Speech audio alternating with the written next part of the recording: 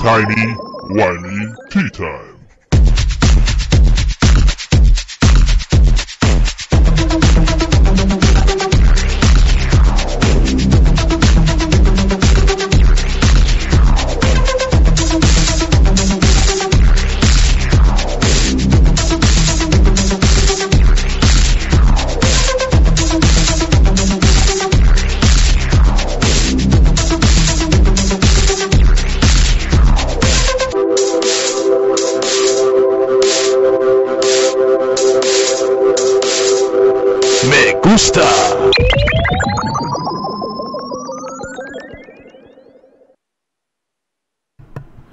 Welcome back, guys. Welcome.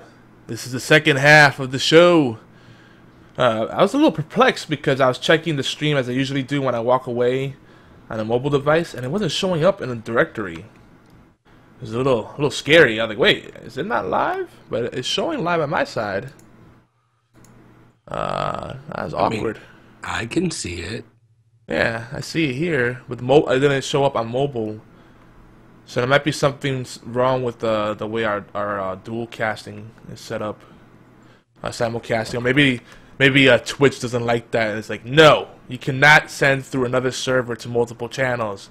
We're putting the axe down on that. Well, then, come on, we're trying to grow both channels. We're trying to grow multiple channels at once. Why not? Right. There's no other way. If you host people, there's no way of notifying your audience without doing something clever like we're doing now. Shout out to SpaffyZilla, aka Andy, for making that possible. It makes it so that we can have a Twitch stream team, so that everybody could, leverage the Geeky Antics network and build up their own channel while helping us get some great content going. Oh, it won't let you view the channel if you're on mobile. Interesting. It used to. So that has changed. So in the future, I may just have to stop streaming to both channels then, if that's the case. Oh, that stinks. I'm going to choose one or the other.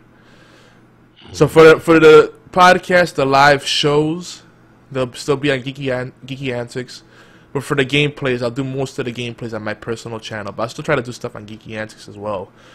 Of course, Retro Friday will still be on Geeky Antics, because that's a themed show, a themed stream. And community game nights will be on Geeky Antics. But that's unfortunate. Oh, the viewer directory is broken. Okay. There has been some funniness going on with... But it was funny because I was searching the channel and it didn't show that it was live either. I searched Geeky Antics and it said, oh, you could chat, but it's not live right now. What? So I had a little bit of a mini heart attack. But that's alright. We're back. Little inside baseball talk. We forgot to mention in the news. I know Oolong reminded me, but the Microsoft stuff. There was a big Microsoft conference, and we wanted to mention because it's very sci-fi-esque. Windows 10. It's going to be a free upgrade for people that are on Windows 7 and up. But the big news was the HoloLens. The future is coming, folks. Skynet will be a thing soon. Oh Lord. not Skynet. That's it. Amazon right now getting me a sonic screwdriver. It's happening. I'm ready. I've seen what happens to Cybermen. Let's go. Yeah, Sonic screwdriver. If you ask the chat, Sonic ketchup or Sonic potato fixes everything. Sonic anything fixes anything. Sonic lipstick, like Sarah Jane uses. Sarah Jane Smith. Yeah, there you go. But anywho, let's get straight into the Aztecs talk. This is the Doctor Who flashback segment. And let's talk a little bit about the Aztecs. And we still got a lot more. I actually underestimated how much stuff we'll have to talk about in this episode. So, the Aztecs. It is the first episode in the Doctor Who 50th Anniversary Collection. But it is not the very first episode of Doctor Who. It is a Season 1 episode, and it's the 6th serial, or serial 6, of Doctor Who. So the 6th story arc of Doctor Who. And overall, it's called the Aztecs, but then, of course, like they do in Doctor Who, each episode has its own title. We're not going to get into all of that. But it stars William Hartnell, the first Doctor, and possibly one of the shortest Doctors, both in stature and in runtime. Oh, man, why do you have to bring height into it? Now the guy's just like, yeah, you know what? Because I keep noticing, like, it feels like he's much shorter than everyone else, and they they seem to purposely avoid having him in the same shot with other people standing at the same level. I don't know if he was sensitive about that, but it's cool. Yeah, it's true. Like there, a lot of the shots, even in the Aztec episodes and stuff, you'll see him kind of like when he's next to people, he's kind of hunched over or doing something. They always kind of have him busy in the in this working. I'm not quite standing, so you can't really tell pose. Yep. It's true. He's either sitting down or hunched over. Then he has the thing where he keeps his hands in his pockets. Yeah, it's neat how they do that. But Doctor Who 50th Anniversary Collection, we keep talking about that because it's one of the best ways. If you're on a budget, you're a starving artist like we are. Well, starving artist like I am. I can't speak for long, but or you're a family man. Family gets expensive. Having things like this built into what you're already paying for, like Netflix or Amazon Prime, fantastic, because you get so much Doctor Who for one low price. I'd love to own all the Doctor Who physically, but that's not possible right now. But the 50th Anniversary Collection pretty much has all the best episodes.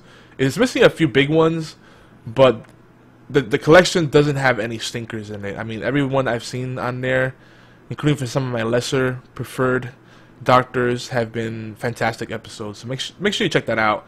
And that's pretty much what we're going by for now, until we get more sponsorships going and we can get into the expanding universe with the audiobooks and maybe catch some of the more rare episodes of Doctor Who.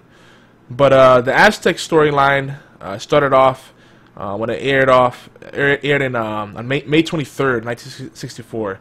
It took place after the Keys of Marinus serial.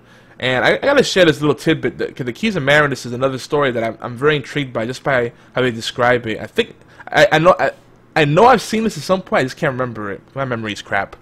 But the opening for this, the teaser, is great. On a small island. Actually, you want to read this? You should read this. I should read the. I don't know if I want to put the radio voice in though. You don't have to put the radio voice. Just do regular voice. Regular voice is great. All right. And I'm lost. Dang it. Hold on. I'll be back. Give me a moment. My brain went on hiatus. While he finds where I have the cursor, this is a standard 4-episode story arc, but it's interesting to note that a lot of classic Who, especially the very early years, had long story arcs at points. There were certain ones that I saw that went up to 7 or 8 episodes, including the second serial in the Doctor Who series.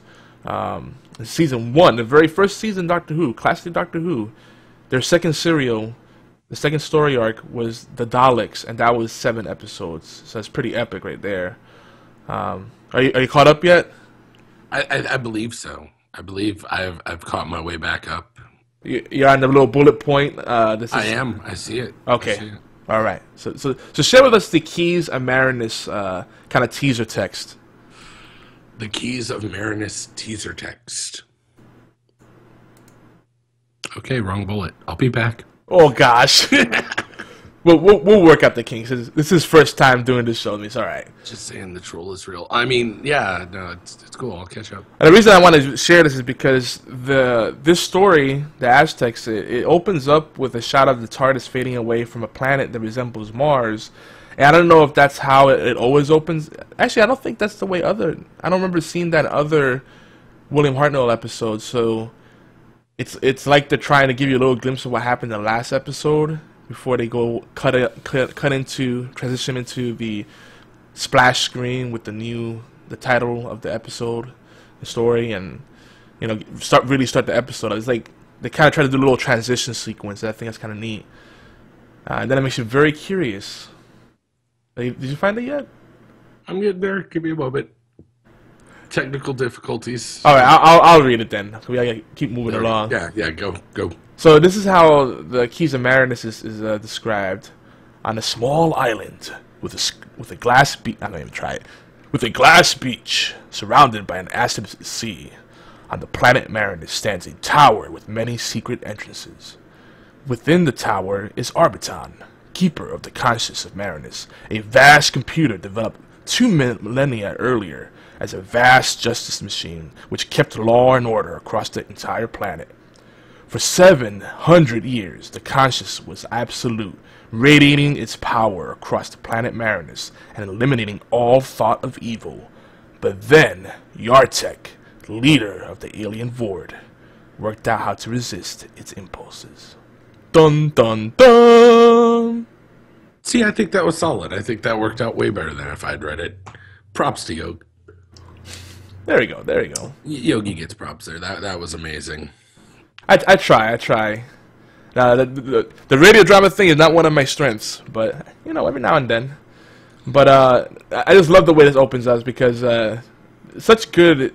Is it me or is just the dialogue really good in this? Oh, no, it's phenomenal. Like I said, that's where you go to the core of story is amazing. It's the scripting, so just beautifully done. The graphics weren't there. Well, for the time, I'm sure they were state of the art. But the actual speech and the dialogue and the character development, so gorgeous. Well, you know, for people that say it's cheesy and long-winded, I mean, the thing about these old shows is that they require you to use your imagination, and I actually like that. I think special effects take away from that, and we've gotten kind of lazy. Sometimes creating those worlds and adding those extra touches in our minds is so much better. You know, they don't have to be so literal, and I think it's important. And they're very creative. They work with what little budget they have to really build nice sets and everything, and it works. It jives. It holds up very well. I think classic Doctor Who aged very well, and it's still a joy to go back to. I mean, this line over here, I don't know why it tickles me, but just this line here from Susan Foreman, who, by the way, is the Doctor's granddaughter. So we get a little bit of family lineage there. She says, "The Aztecs were Mexicans, so we must be back on Earth." That logic, though. It's great. It's almost racist, like... I think more modern day, someone would take that politically incorrect. However... Yeah, they probably start, like, hashtag Dr. Right, yeah, oh my god, don't even know. No. That offends me. No Hoovian Gate. Don't want. The dial-in number is a virtual line. It's kind of like the Google Voice type thing, but it's not Google Voice. So when you leave that, we get electronic recording, FYI. But I would like to tie that in eventually to actual line and whatnot with the Google Voice. But that costs money, and we're trying to keep the overhead low. Costs additional monies we don't have right now. But I kind of want to keep moving things along because we only have like a little over a half hour. No, yeah, keep it rolling. But I mean, I think this is a great gem of an episode. Basically, the whole plot is that they go, you know, into a very important part of history, and the Doctor's classic Doctor Who is a lot about the Doctor trying to maintain order while his companions do whatever they want, and he just kind of shakes his head and face palms a lot, and that's how the problems happen. It's kind of like classic horror where if there aren't stupid people, there wouldn't be a plot, you know. But fortunately, there are stupid people, so they get overzealous, so they do something that doesn't make sense, and you're like, okay, now we're stuck in a bit of a bind, and then the Doctor has to figure it out. And then the smarter companions kind of use the resourcefulness, and that's pretty much what happens here. They try to mess with history. One of the companions, Barbara, gets confused for a god reincarnated. Eventually they find out that she's not the real deal. They try to kill her, and it gets all crazy. Oh yeah, and then the warrior storyline. That was great. That was pretty amazing. What was Harry? Harry has the battle. And there's actually a lot of companions here. We have Harry, Susan, and Barbara traveling with the Doctor. Yeah. And Barbara runs off on her own because she's a huge history buff, and she wants to go around and explore. And she gets caught, and they think she's the god reincarnated. And then the Doctor's like, "But I told you to stay in the TARDIS." And you know, they go out of a tomb. It's a one-way exit. They can't get back inside the tomb. That's where the TARDIS is at. And it's just the antics that follow. It's just the shenanigans. It's just great. What I also like is with what you mentioned, the warrior bit. They have a battle to see who will be the warrior, the head honcho, that will have the honor of sacrificing, of doing the human sacrifice for the gods, to make sure that rainfall comes, so they can, have a nice harvest and whatever.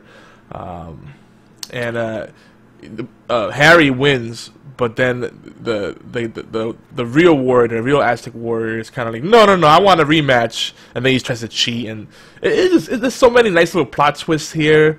And but you don't forget the best part. Not only does he win, he tells him. He straight Billy Jacks him. He goes, "I'm gonna win, and I'm only gonna use my thumb." Oh yeah, right now, and bam, with his thumb, takes down. No, it's funny because he trolls him so hard, and then like, what kind of magic is this? Yeah, it's great. He does basically the Vulcan death grip on him. Yeah, the nerve pinch, just bam, and yeah, you're down. He did it before that was a thing. Star Trek. What did you do? Did you steal this from Doctor Who? Just saying. But it's just funny, and guys, there's actually a lot of good stuff in this episode. The more I think back to it, but let's talk about the end of the episode, which I think is the most important takeaway here. Something you noted, and I didn't realize until you brought it up again. I'm like, yeah, you know what? That's actually huge. Yeah, that wrap up. There's a line that the doctor just kind of puts out there, because after they've gone through all of this, and she's tried to change the past and do all these different things, in the end of it, she had one priest who kind of stuck by her until he, well, watch the episode. I'm not ruining it. I can't do it. But the doctor gives a line, and it's so impactful when he says, you may not have been able to change an entire civilization, but you made a difference to one man. And it was huge.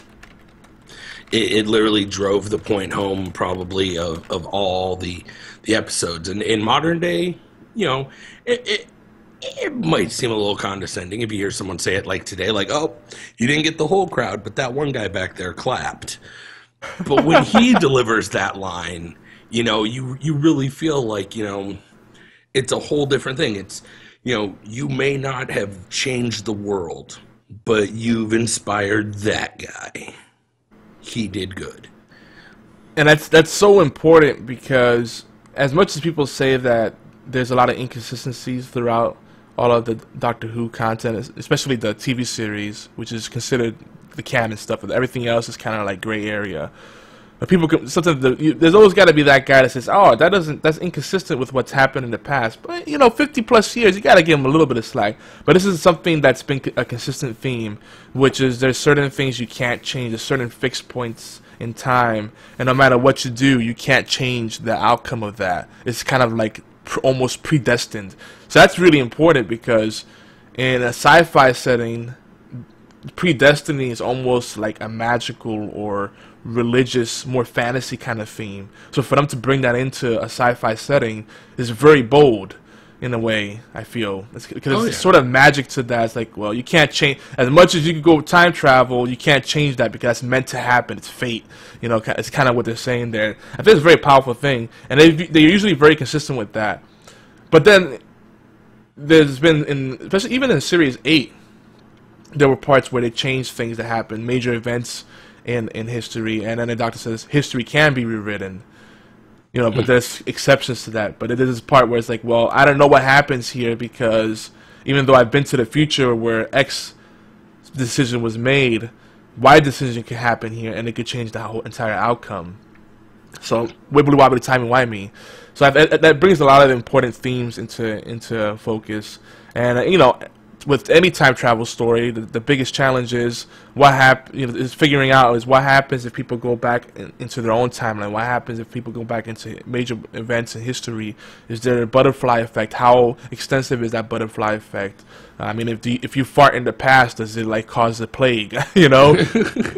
There's all kinds of weird stuff like that, and I think it's just amazing that this far back in the show, even though, as we discussed before we went live, this show started off predominantly to be a kind of kids show and educate people on history and science, and that was kind of what it was meant to do. but it's such a rich universe that they already had kind of that in mind. They had all these rules in mind to say, hey, we're creating this universe where there's certain rules for time travel and certain things that a certain rhyme and rhythm to everything. And it's just, I think it's fascinating.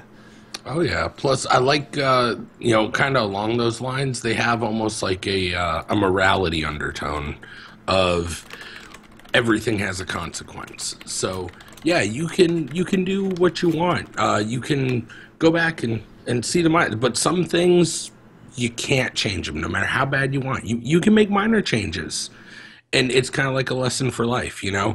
Everyone had New Year's resolutions at the beginning of this month, and they said, I'm gonna do this, and a lot of people do it, but most people don't do that. But I'm gonna start with this one step.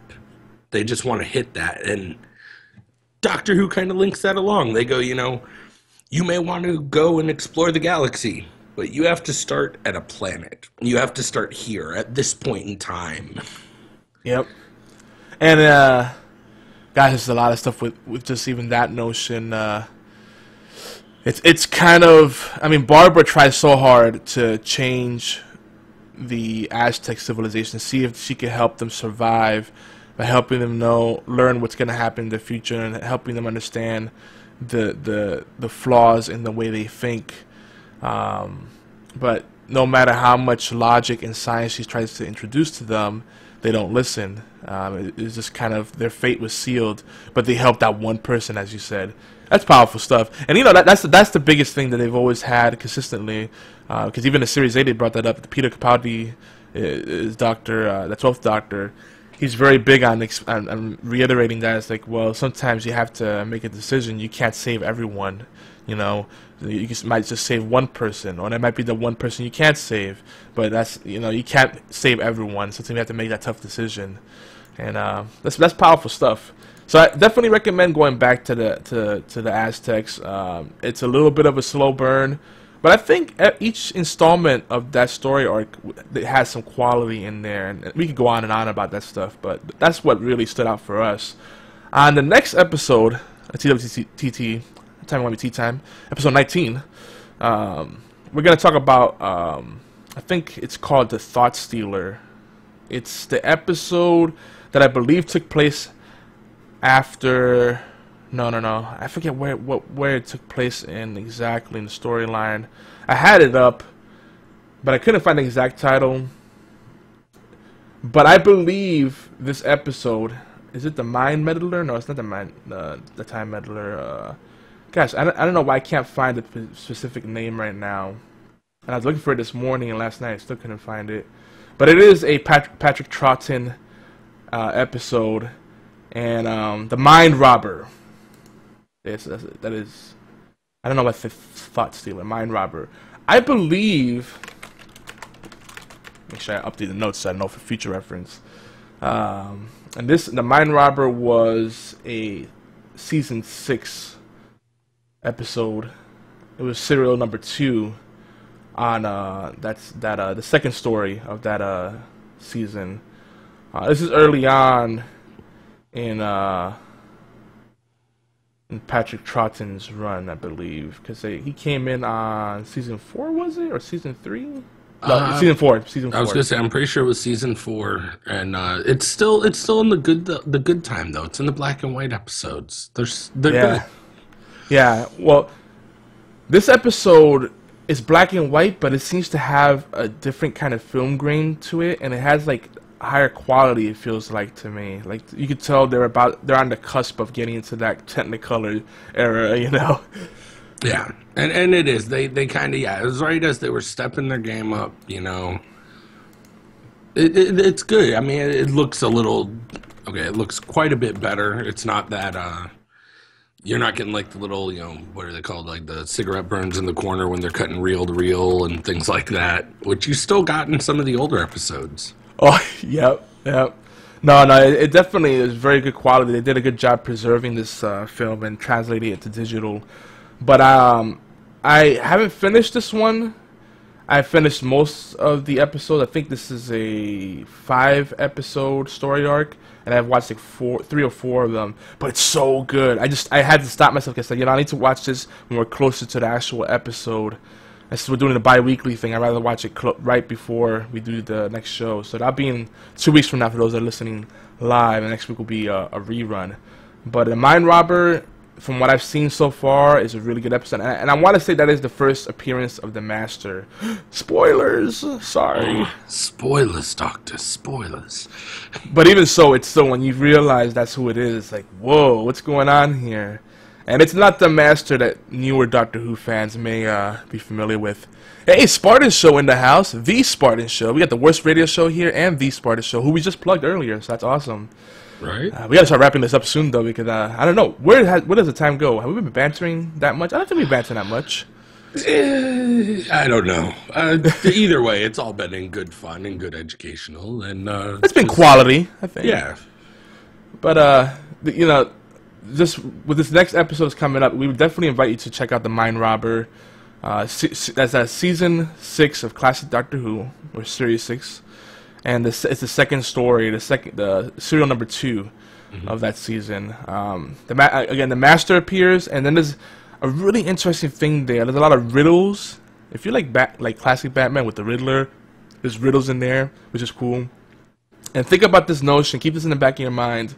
Words and swords. That plays an important part in this. It's a lot of cool stuff in there. But moving on, we're gonna read some comments real quick.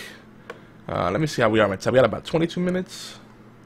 And then we're going to talk about PAX South, some of the highlights there. And some of the video games we've been playing, then we'll wrap it up. So yeah, let me do these comments real quick. Actually, you know what? I think we'll leave these for the next show. If that's what we're going to do. And with enough participation, we'll add to them. Wink, wink. Exactly. So keep those comments coming. And next show, what we'll do is go deeper on. It'll be 100% Doctor Who. We'll go deeper on the comments if you have enough comments there. Again, it's contingent upon the comments, and then we'll go really deep on the Mind Robber. But let's talk about something big that's been happening in the geek space, outside of the Whovian stuff, which is PAX South. You can't really talk about geek culture and not mention PAX. Oh, it's so true. So very true.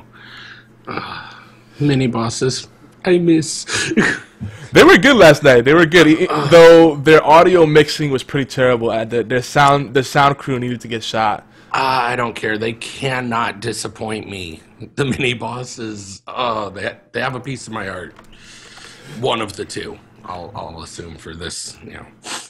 I loved how they kept kind of machine gunning their sets. So when they couldn't figure out what song to play next, their fallback was DuckTales, and they were making a joke about it. It's like, okay, next song, the next set, we're gonna play DuckTales. Yeah, we haven't heard that yet. It's like, wait, you did it like 3 times. Like, oh, I see what you did there. I see that. It's almost as if they were pogoing into it over and over. It was great, but I got chills when I did the Castlevania 2 themes because I played the crap out of Simon's Quest. I love that game. I mean, Symphony of the Night, of course, gets love, and it might be the definitive Castlevania game. But Simon's Quest, Simon Belmont, great. And that's one of the first games that introduced the day-night cycle. Oh, yes. What a terrible night to have a curse. Oh, gosh, so good. I'm giving chills. You just gave me chills, bro. I think that was also the first real, we wouldn't have seen Symphony of the Night if we didn't have Simon's Quest, because it was also the first Castlevania to give us that real kind of RPG feel, like you went and you got the other whips, or you went and bought items. Yes, yep. And it had this feeling of being open world and vast. There were no stages there. It was just one continuous world. Charting into different screens. Amazing. No loading screens. No loading screens. I mean, ahead of its time, man. Now, I know there's gonna be some retro purists that are gonna say, "Well, it wasn't the first game." I did say it was one of the first games to do day-night cycle. The first game that I believe did that was a game on a microcomputer. I forget the name of it right now. It escapes me, but it was one of the first games, and it's probably the first game that brought it into a massive space, like brought into the mainstream. Like most people that were at that point were just getting into gaming and saying, "Whoa, this is innovative. This is revolutionary. What is this? Day and night?" Right. Oh my gosh, the pixels changed colors. What is going on?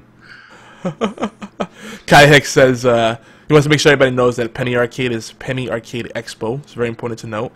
And he says the place in his heart is set for Zelda Ocarina of Time Master Quest. Indeed. So true. I've actually I recently got into watching speed runs a lot, and that's one of the big ones. So gorgeous. Anyway. But you know, there's a lot of big things, a lot of big panels on PAX South, which, you know, this is a smaller event. It's kicking up everything. Not as many people go to the event because they don't consider it the flagship event. That's PAX Prime, and PAX East is probably a bigger event as well because, you know, East Coast, woohoo. But Twitch made a lot of announcements, and that's very relevant for us because Twitch, we rely on it so much for our podcasts, our live shows, and our gameplay videos. That's where everything really starts, and then we kind of propagate into the audio podcast feeds, the syndication platforms, and, you know, YouTube. But you know, Twitch announced a bunch of new features, which many of us that use Twitch habitually weren't even aware of, including partnered people. This includes rebroadcasting because, let me tell you, I've been crying for that and nagging them about rebroadcasting because having all these great old videos just sitting there, they were complaining about how they're going to delete all the old videos because they don't really get any use. Was it, well, we can't get use out of them because we can't do anything with them other than have them displayed when our channel's offline. Well, now you can rebroadcast old videos, you know, past broadcasts, not just from your channel, but from the channels of other streamers. So now Twitch stream teams, we now have an additional tool to use in our toolbox. And even if we're not partnered, that's awesome. Long overdue. No, that's pretty amazing. That's definitely something that's going to help a lot of people. Yeah, not to mention, it just gives people more ways to. Someone just messaged me on. They just invited me to play Talisman Digital Edition on Steam. Tempting. Did I install that yet? Humble Bundle card game bundle. Thank you for that. Your donation made that possible. But we'll get into that another time because we don't want to get to CCG hype. Oh, no, that'd be a whole nother rant. The Worst Radio says, I hate Coltade. Coltade is the combination of vodka and Kool-Aid, by the way. For those of you of drinking age, you can try that. If you like the sweet drinks, it works. So many things here to discuss, but Twitch also announced new discovery options. So in other words, people can find streams in different ways. They're improving search. So it's going to be more on par with like Google and Yahoo search and Bing and all that stuff. That's awesome. And I've already seen this coming into working already. The keyword search, if you put giveaway in your title of your stream, you'll attract a lot of people. Now I'm going to tell you, a lot of them are garbage followers that just come in for the giveaway. Say, hey, when's the giveaway? It's like, well, the link's in the stream. Like, okay, bye. See, that one kind of worries me though, because now I worry that it might wind up a little bit YouTubey with the meta tags. You know, people just trying to kind of troll the tags, what they put in their title, and. But see, the problem with that is that I think the users will be able to police that because if people do false advertising, the people won't stick around their channel, right? True, but that would be good if they had like a user-based check and balance with that. Yeah, and I'm part of what I do for a living to pay the bills is I'm a social media strategist and SEO guy. You know, so I'm big on SEO when it's done right. The Black Hat stuff, not so much.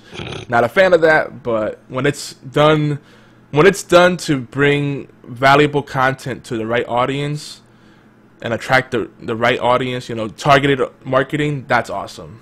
And I think there'll be more.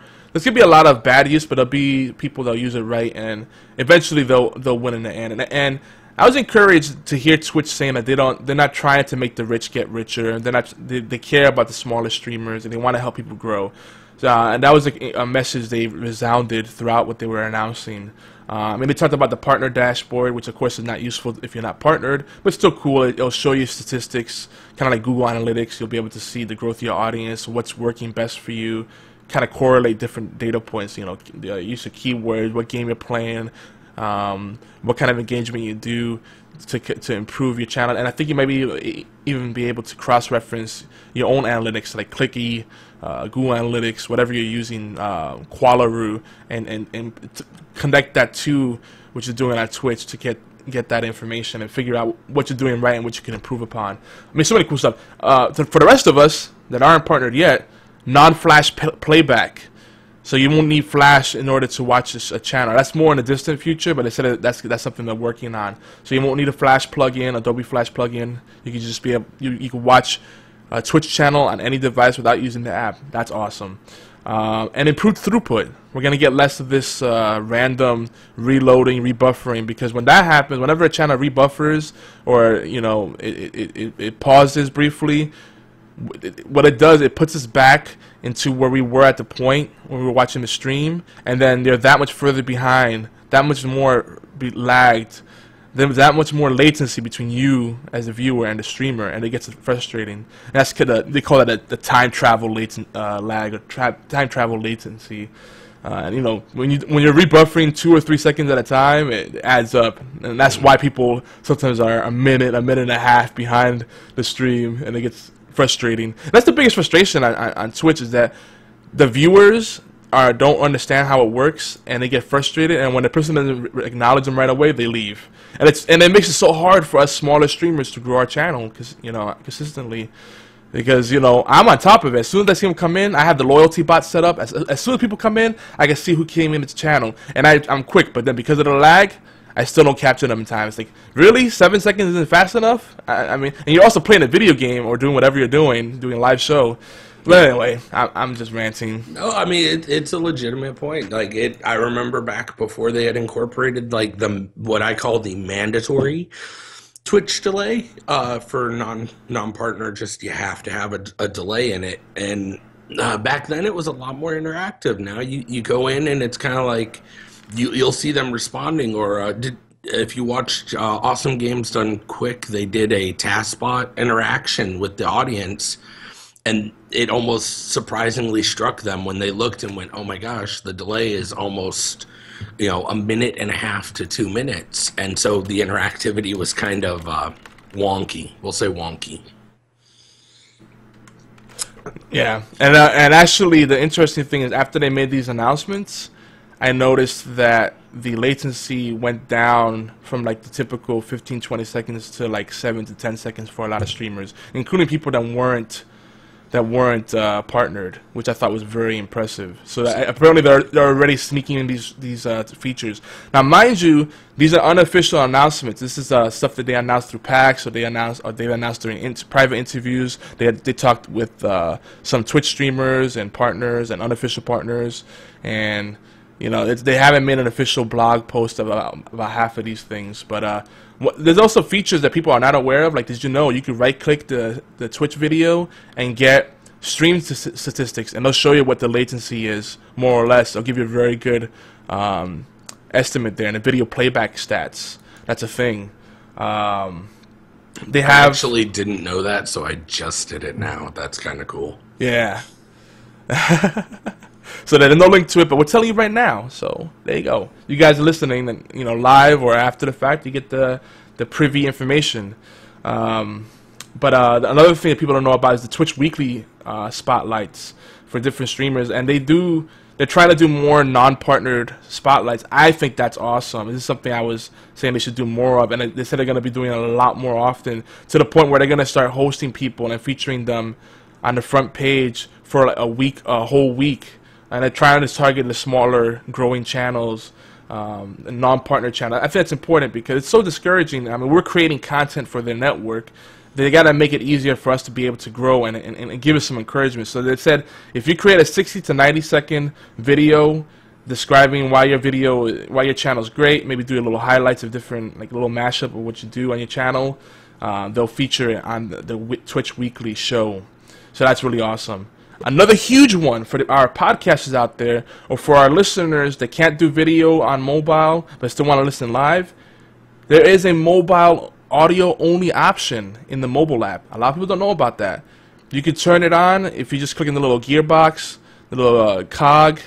It'll give you the option to change it to chat only or audio only. Super, super useful.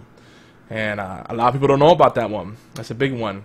That Twitch also went really deep on the issues behind latency and how streaming technology works. They were saying the median lag was around 15 seconds. For many of us, it's more around 24 to 30 seconds. Yep. But it's funny. Again, after they said that, I started noticing streams coming in 6 to 8 seconds latency. So I was like, oh, are they fixing this already? And the Twitch devs and engineers, they admit that most of that overhead comes from their ingress servers and their transcoders. Their transcoders are kind of clunky, but they're still working on it, and they're growing so fast. I imagine it's really hard for them to keep up with. Yes, the cog. I call that a cog. I call it a cog. Gear, cog. I was trying to give words that explain what it is. The settings thing. Some people just know that as a settings thing. Some people don't know it's a cog or a gear, and they go, "Oh, the settings thing. Yeah, there you go. The settings drop down. Why not?" It could also be a sprocket. Just throwing it out there.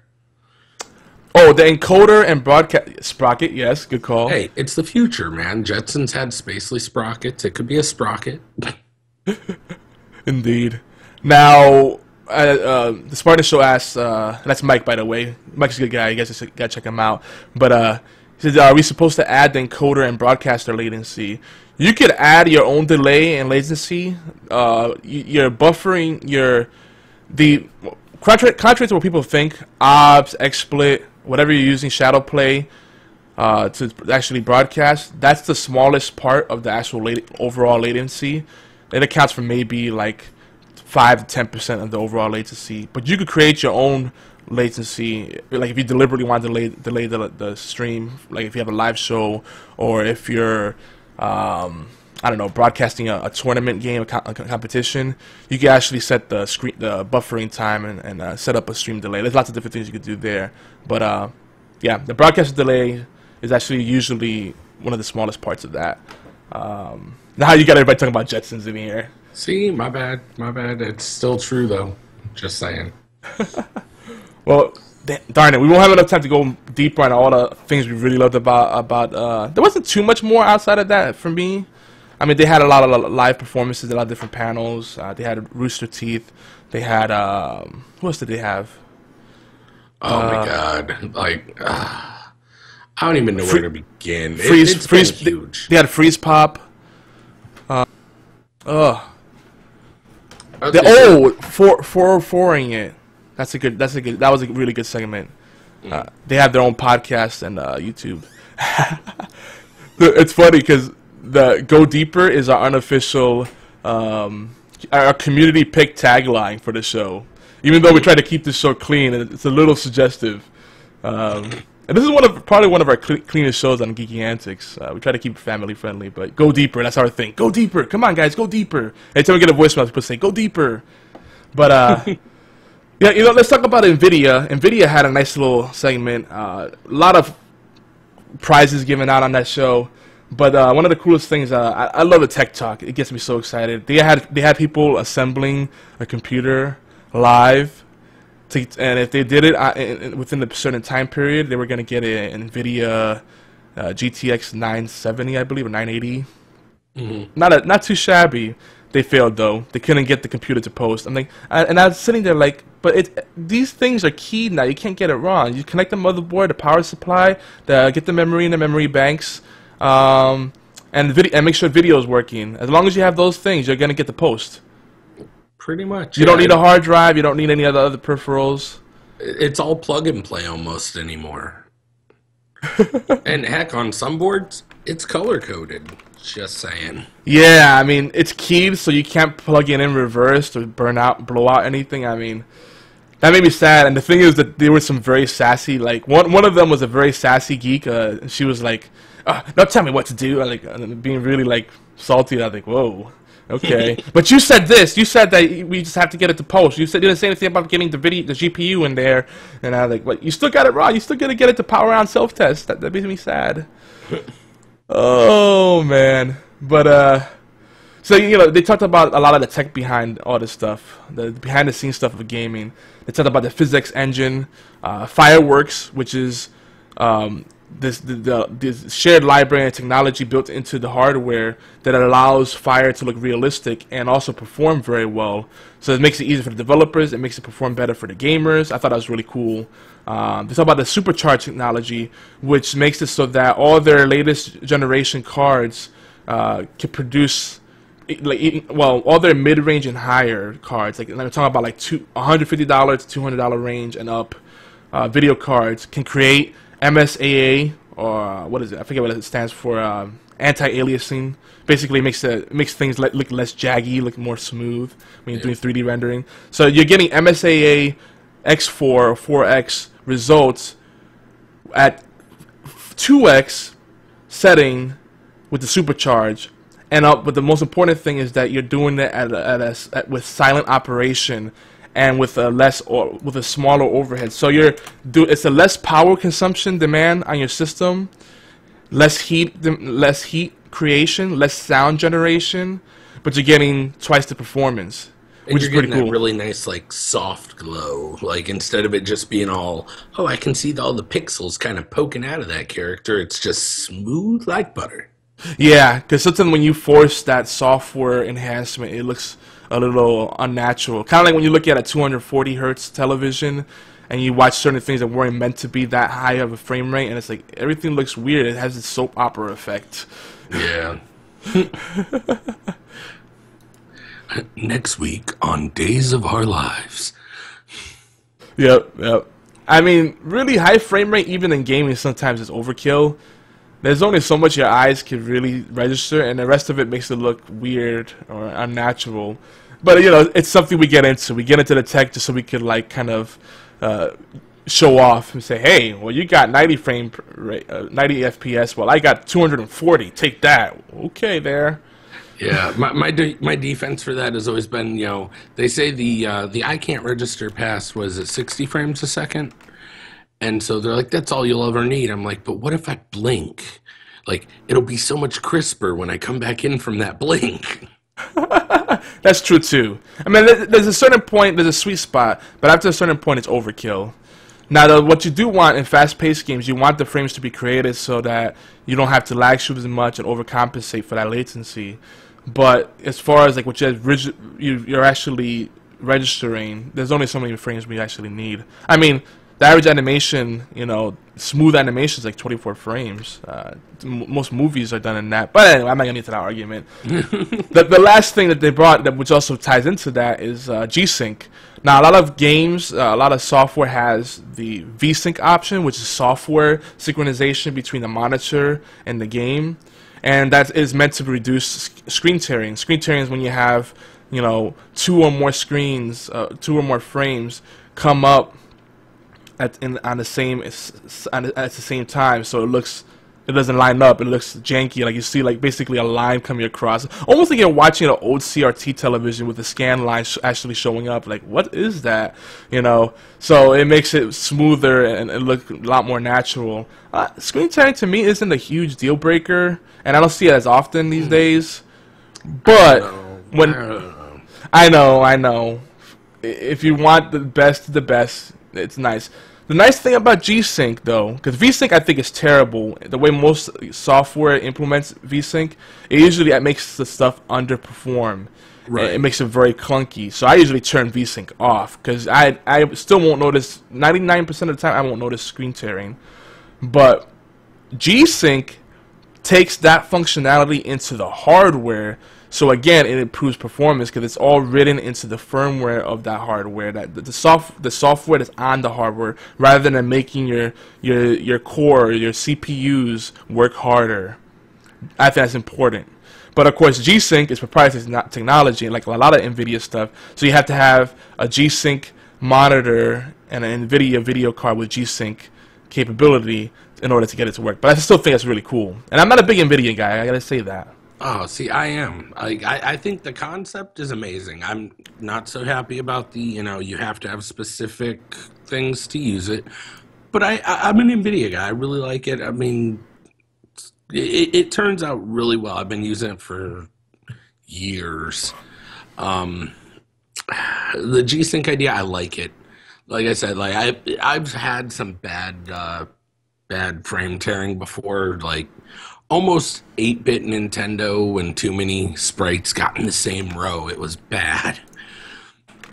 But no, I'm actually really glad to hear about that. That sounds pretty good. I'm really looking forward to see what it's doing, and hopefully if they can work away from the whole you have to have specific equipment, even better, Yeah.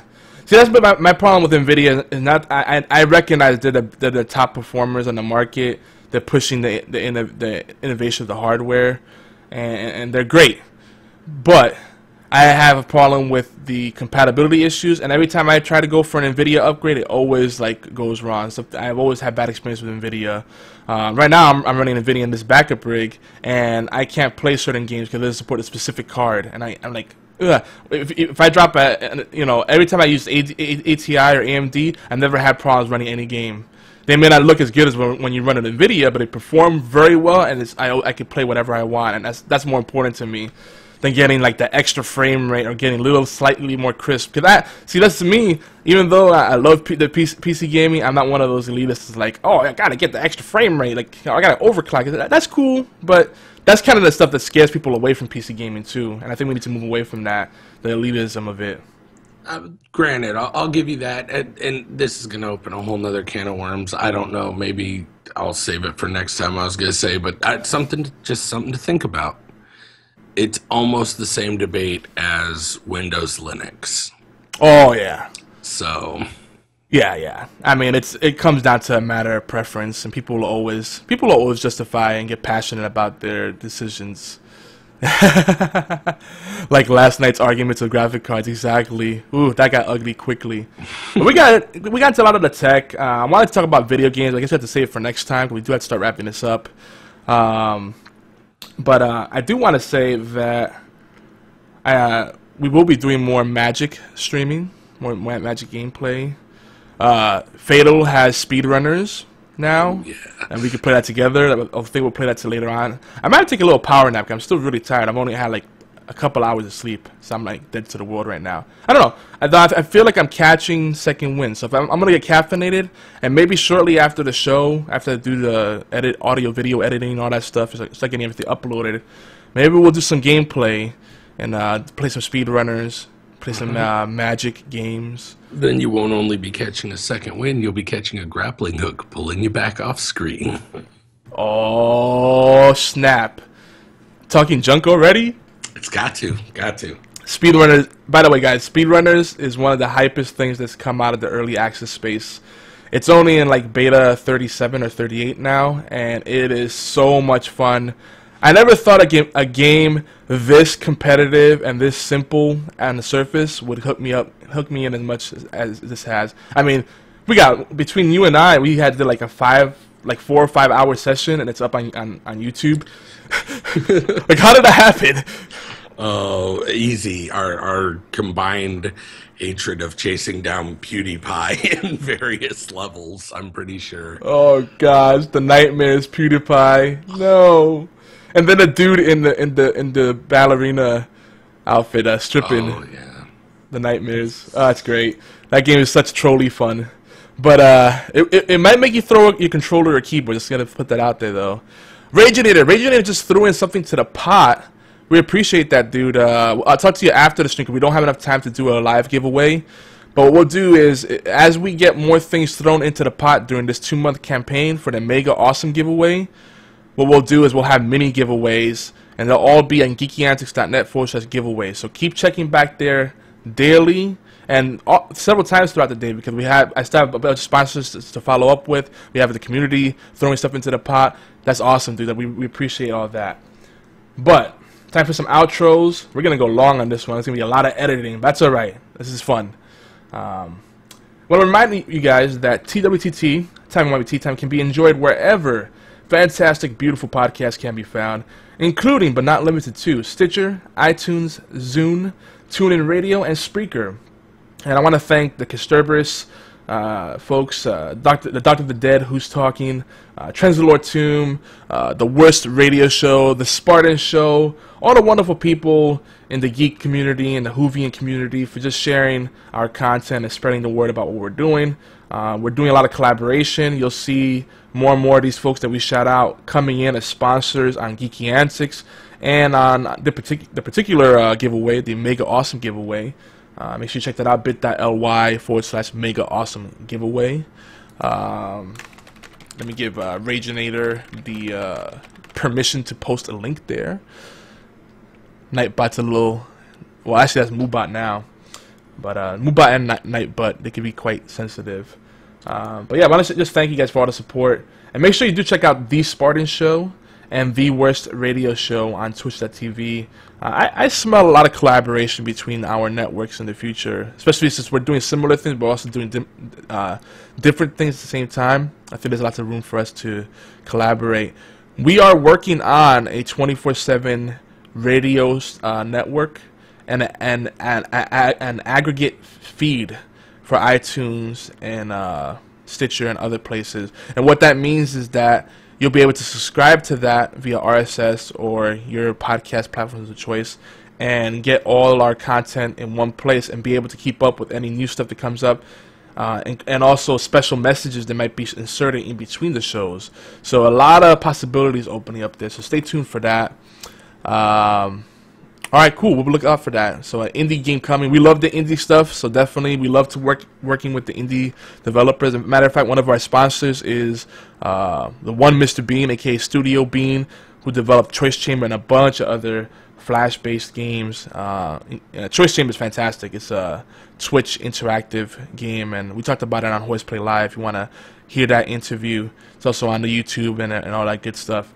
We are on allgames.com right now. You can join us live by clicking the live chat button, or just go to allgames.com and there'll be a little Java-based, or usually Java-based. Sometimes it's Flash-based or HTML5-based IRC client in there, so you can join us in the live chat on that side.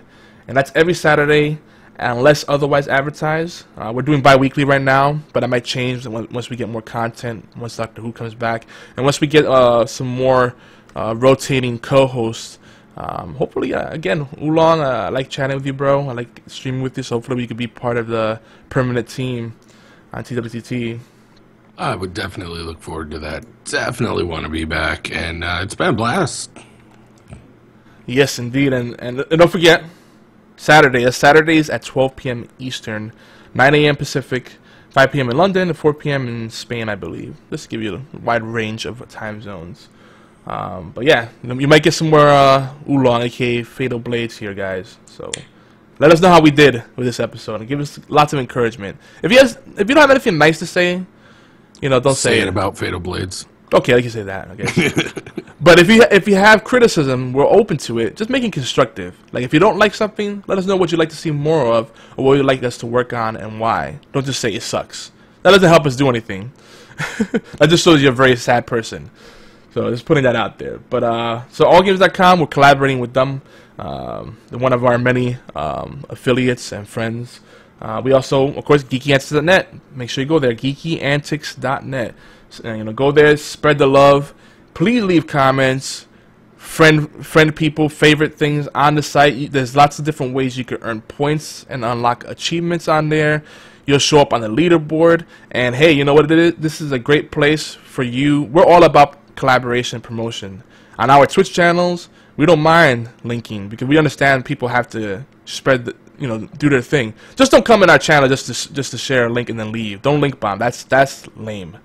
But if you want to share your stuff, we'll give you the places to do that. And the best place is geekyantics.net because we have forums, we have different places for Twitch streamers, podcasters, writers, other creatives to be able to share their stuff. Game developers, that's the place to go, where more and more people are going there and using our resources. And the more you use it, the more we'll fine-tune and make it sexy.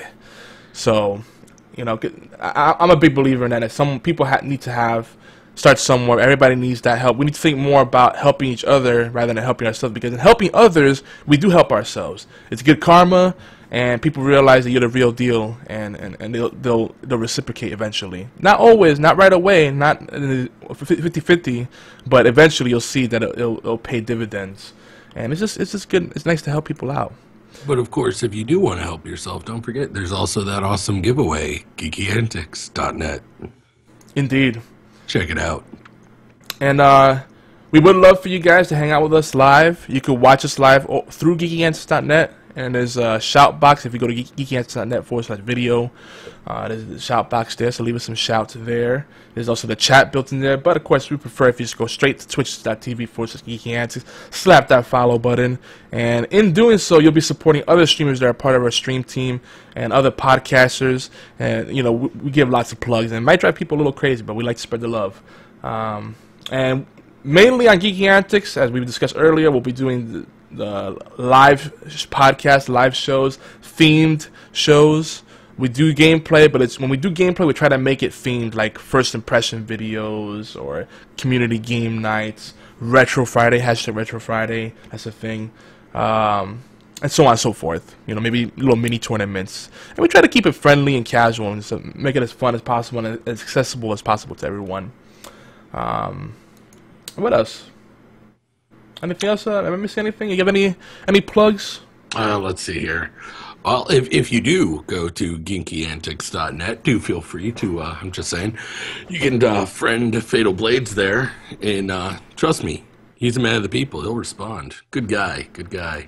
Of course, if not, you can always go to Twitter and, you know, check him out there at Fatal Blades. Let's see, other things to mention. I think it was kind of cool to see that we had a couple of people come hang out I did not know were going to show, and that's pretty amazing. The Spartan show and, of course, the Worst Radio show. I thought that was so phenomenal. Those guys, amazing. Definitely check them out, just probably not at work.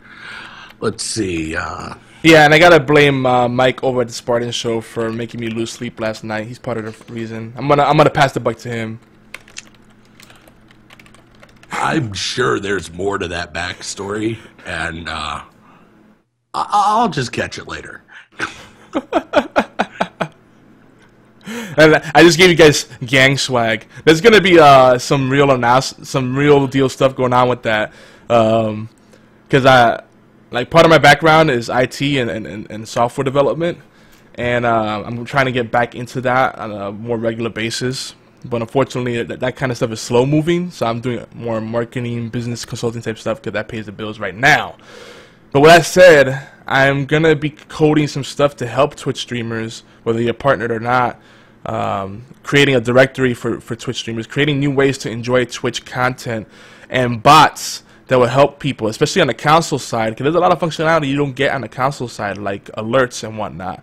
Have bots that could do games in the chat so people can interact with each other, like, you know, punch each other and steal swag, virtual points, and then you can use the virtual points to buy virtual goods, like gamble on an event of a certain gameplay video, or I don't know, buy a prestige badge or something on a website that's not doesn't have a real dollar amount attached to it, but it's fun, you know, a vanity title. Rights. Bragging rights. Exactly. Prestige, exactly. Bragging rights. That's all. It's fun. Fun stuff.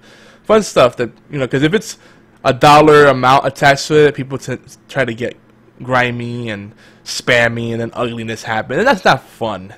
But there will be physical prizes. There will be digital goods that have dollar amounts attached to them. But not what we're all about either. But we do want to give back to the community in as many ways as possible and make things as interactive as possible.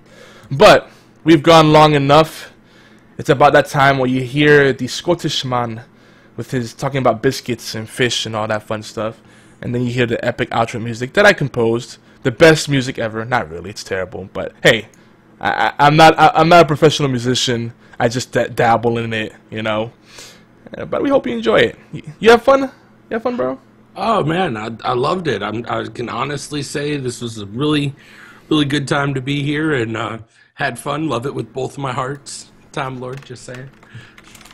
Look forward to possibly doing this in the future, being here hanging out and getting to chill with all these awesome people again.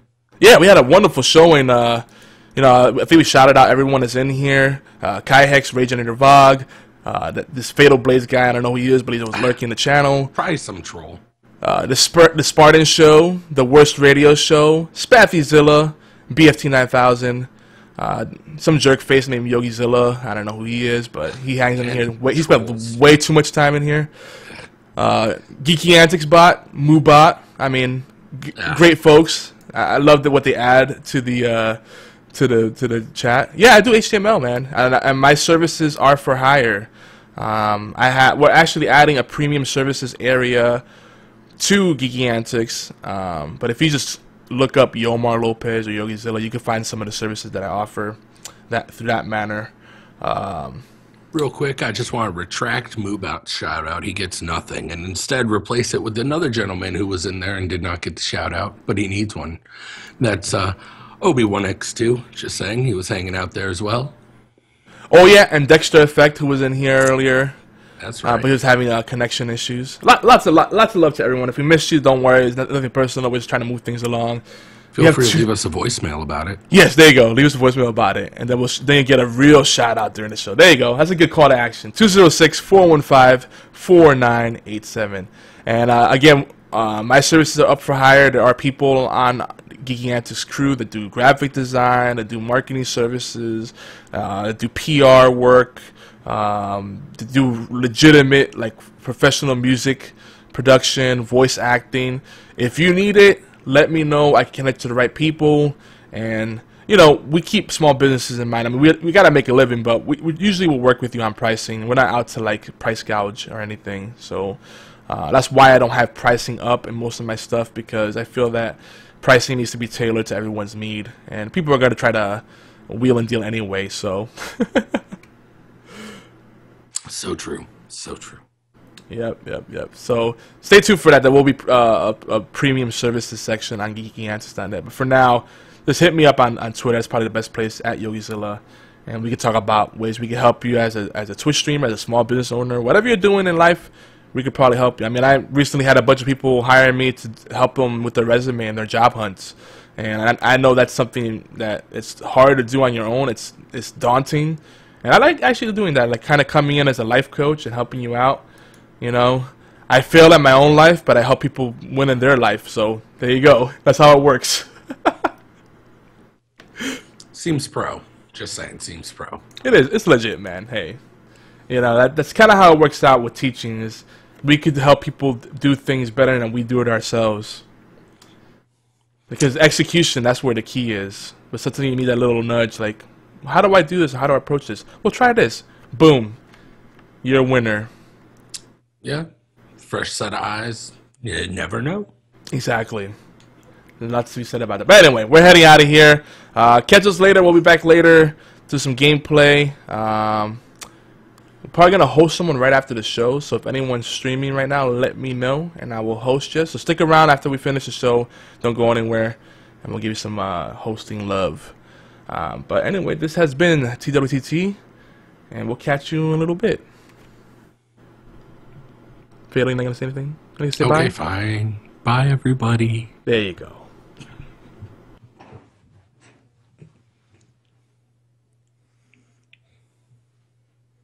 We thank you.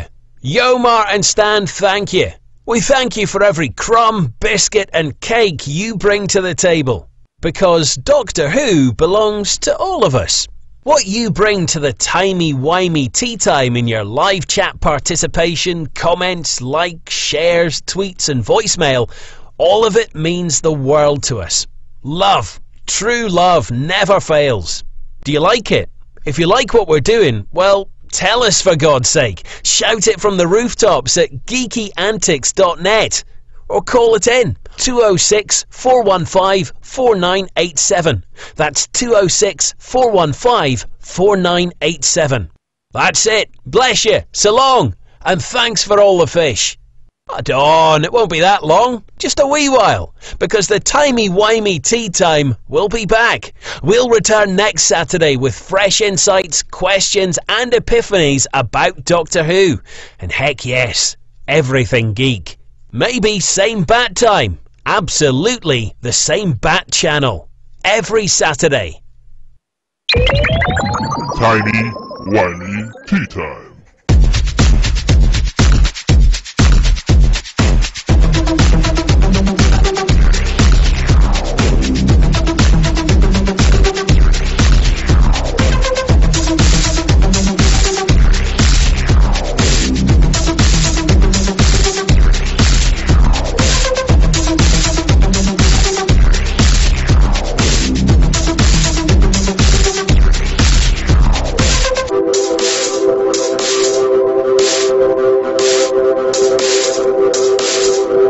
Me gusta.